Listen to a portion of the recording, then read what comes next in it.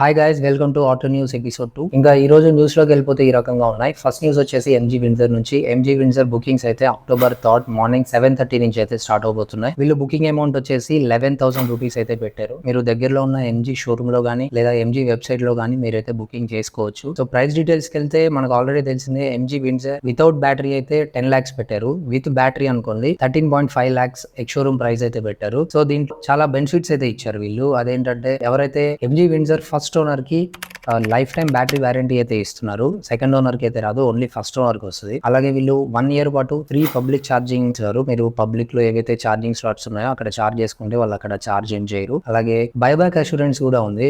3 years తర్వాత మీరు vehicle మళ్ళీ సేల్ చేయాలనుకుంటే 60% అయితే బైబ్యాక్ అష్యూరెన్స్ ఇస్తున్నారు. ఇంకా వీళ్ళు ఎంజీ ఈ షీల్డ్ ప్యాకేజ్ అనేది అయితే ఒకటి ఇంట్రడ్యూస్ చేశారు. అదేంటంటే 333 అనమాట. అంటే 3 years పాటు రోడ్ సైడ్ అసిస్టెన్స్, 3 years పాటు వారంటీ అండ్ 3 years పాటు ఫ్రీ లేబర్ కాస్ట్ అయితే వీళ్ళు ఆఫర్ చేస్తున్నారు. ఇవి ఎంజీ వింజర్ లో ఉన్నటువంటి ఆఫర్స్. ఇన్ కేస్ మీరు ఇంట్రెస్టెడ్ గా ఉంటే ఒకసారి వెబ్సైట్ విజిట్ చేయండి లేదా షోరూమ్ విజిట్ చేసి అయితే ఆర్డర్స్ చేసుకోండి. నెక్స్ట్ వచ్చేసి నిసాన్ నుంచి. నిసాన్ లో మ్యాగ్నెట్ ఏదైతే వెహికల్ ఉందో దానికి ఫేస్ లిఫ్ట్ వర్షన్ అయితే మన ఇండియాలో లాంచ్ చేస్తున్నారు. సో నిసాన్ కంపెనీలో ఏదైనా రీసెంట్ గా కొంచెం సక్సెస్ అయిన వెహికల్ ఏదైనా ఉంది అంటే అది నిసాన్ మ్యాగ్నెట్. అందులో ఫేస్ లిఫ్ట్ వర్షన్ వస్తుంది కాబట్టి కొంచెం మనుషులకి క్యూరియాసిటీ అయితే ఉంది పబ్లిక్ కి. అయితే దీంట్లో వీళ్ళు మైనర్ చేంజెస్ అయితే తీసుకొని వచ్చారు. ఎల్ షేప్డ్ ఎల్ఈడి డిఆర్ఎల్స్ అయితే కనిపిస్తున్నాయి. గ్రిల్ ట్రీట్మెంట్ కూడా కొంచెం ఫ్రెష్ గా ఉంది న్యూ మోడల్ తోటి. డైమండ్ కట్ అలాయ్ వీల్స్ వస్తున్నాయి. సో టైల్ ల్యాంప్స్ కూడా ఇంత ముందుతో పోలిస్తే కొంచెం మార్చారు. అలాగే టైల్ గేట్ లో కూడా చేంజెస్ అయితే జరిగినాయి. సో ఇంటీరియర్ అయితే కంప్లీట్ గా చేంజ్ చేశారు. కొంచెం కలర్స్ గానీ షేప్ గానీ కొన్ని అయితే చేంజ్ అయినాయి. మీరు ఇక్కడ ఇమేజ్ లో చూడొచ్చు. కానీ వీళ్ళు ట్రాన్స్మిషన్ లో గానీ ఇంజిన్ లో గానీ ఎలాంటి చేంజెస్ అయితే తీసుకొని రాలేదు. సేమ్ అదే 1.1 liter పెట్రోల్ ఇంజిన్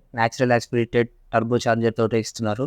సో ఇదైతే ట్రాన్స్మిషన్స్ లో 3 ట్రాన్స్మిషన్స్ లో వస్తుంది. 5-speed manual transmission, CVT and ఏమిటి యూనిట్స్ లో అయితే ఇది వీళ్ళు ఇవ్వబోతున్నారు. సో అందరూ అంటారు Nissan Magnite face lift version ఏదైతే ఉందో అది కియా సోనెట్ తోటి అలాగే ఎక్స్యూవీ 300 తోటి అయితే కాంపిటీషన్ ఇస్తుంది అనేసి అంటారు. కానీ దానికి దీనికి ఇంజిన్ పర్ఫార్మెన్స్ కానీ బిల్డ్ క్వాలిటీ కానీ అసలు సంబంధమే ఉండదు.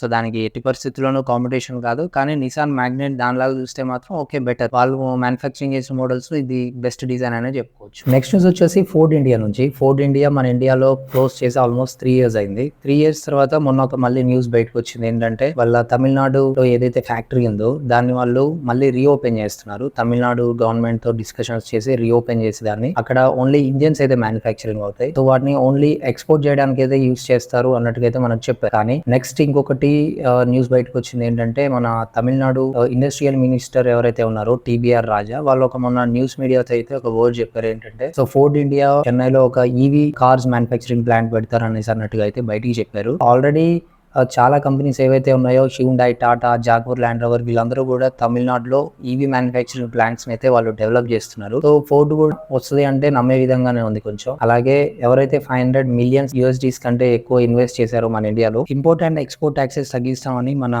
సెంట్రల్ గవర్నమెంట్ అయితే ప్రామిస్ చేసింది లాస్ట్ ఇయర్. చూడాలి వీటన్నిటి పాయింట్స్ నిజమైతే మన ఫోర్డ్ ఇండియాకి వచ్చే ఛాన్స్ ఉంది. నెక్స్ట్ వచ్చేసి జెడ్ఎఫ్ నుంచి. జెడ్ఎఫ్ అని ఒక కంపెనీ అయితే ఉంది. వీళ్ళు ఏంటంటే ఎలక్ట్రికల్ పార్కింగ్ బ్రేక్స్ ని మ్యానుఫ్యాక్చర్ చేస్తారు. వీళ్ళు ఇప్పటి వరకు 215 million యూనిట్స్ అయితే కార్ మ్యానుఫ్యాక్చరింగ్ కంపెనీస్ కి అయితే వీళ్ళు సప్లై చేశారంట. ఈ కంపెనీ పెట్టి 25 years అయితే అయింది ఇప్పటి వరకు. సో వీళ్ళ మెయిన్ థీమ్ ఏంటంటే ఏవైతే మనం హ్యాండ్ బ్రేక్ ఇస్తాం కదా, సో ఆ హ్యాండ్ బ్రేక్ కాకుండా ఆ ప్లేస్ లో ఎలక్ట్రికల్ హ్యాండ్ బ్రేక్ ని తక్కువ ప్రైస్ లో అందించాలనేది వీళ్ళ మెయిన్ గోల్. సో వీళ్ళు innovative company 25 years back start చేసి 250 million యూనిట్స్ సెల్ చేశారంటే ఇట్స్ నాట్ ఏ జోక్ అనమాట. సో దీనివల్ల ఏంటంటే మెకానికల్ వైర్స్ గానీ లేకపోతే ఇవన్నీ చాలా తగ్గిపోతాయి. And back liners or brake pads ఏవైతే ఉన్నాయో వాటి అరుగుదల కూడా చాలా తగ్గిపోతుంది అనమాట. ఎవరైతే డ్రైవ్ చేస్తారో వాళ్ళకు కూడా చాలా కన్వీనియంట్ గా అయితే ఉంటది ఎలక్ట్రికల్ పార్కింగ్ బ్రేక్స్ అనేది. సో నెక్స్ట్ వచ్చేసి ఎలక్ట్రికల్ అంబులెన్స్ గురించి. రీసెంట్ గా పిఎం ఈ డ్రైవ్ అనేది అయితే ఒక స్కీమ్ తీసుకొని వచ్చారు కదా, ఈవీ వెహికల్స్ మీద సబ్సిడీ ఇస్తామని. ఎలక్ట్రికల్ వెహికల్స్ ని ప్రమోట్ చేయడానికి లేదా ఎంకరేజ్ చేయడానికి అయితే గవర్నమెంట్ ఈ డిసిషన్ తీసుకుంది.